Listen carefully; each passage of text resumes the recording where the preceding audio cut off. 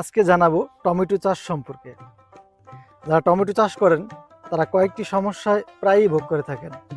সেই সমস্যাগুলো নিয়ে আজকে কথা বলবো। বিশেষ করে ফুল ঝরে যাওয়া, পোকার আক্রমণ এবং পাতা কুঁকড়িয়ে যাওয়া। এই সমস্যাগুলো সাধারণত টমেটো গাছে হয়ে থাকে। অনেক সময় টমেটোতে নাভি দশা রোগও হয়ে থাকে।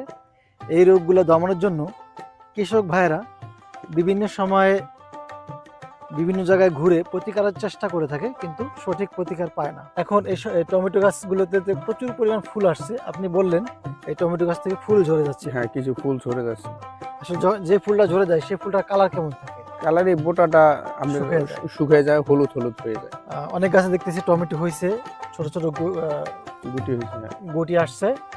তো এই ক্ষেত্রে আপনারা ফুল ঝরার জন্য সেমকো কোম্পানির অর্থাৎ নাপকো গ্রুপের লিটোসেন নামে একটা হরমোন আছে, যেটার ভিতরে 8টা কেমিক্যাল আছে। এই হরমোনটা আপনারা ব্যবহার করতে পারেন।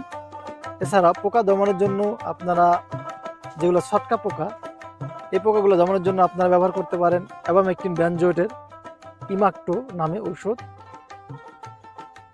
এরপরে আরেকটা বিষয় হলো পাতা কুঁকড়িয়ে যাওয়া। এক্ষেত্রে আপনারা কপার অক্সিক্লোরাইড ব্যবহার করতে পারেন, যাতে পাতা কুঁকড়িয়ে না যায়, নষ্ট না হয় এবং গাছটা সুন্দর থাকে। আরেকটা ওষুধ আপনারা ব্যবহার করতে পারেন মাঝে মধ্যে, ডায়মক্স নামে, যেটাতে রয়েছে সাইমক্সেলিন গ্রুপ এবং ডাইমোথপ গ্রুপ। এটা সবজি জাতীয় গাছে অনেক ভালো কাজ করে থাকে। এরপরে আরেকটি ছত্রাকনাশকের বিষয় বলবো, সেটা হলো জ্যাম্প্রো।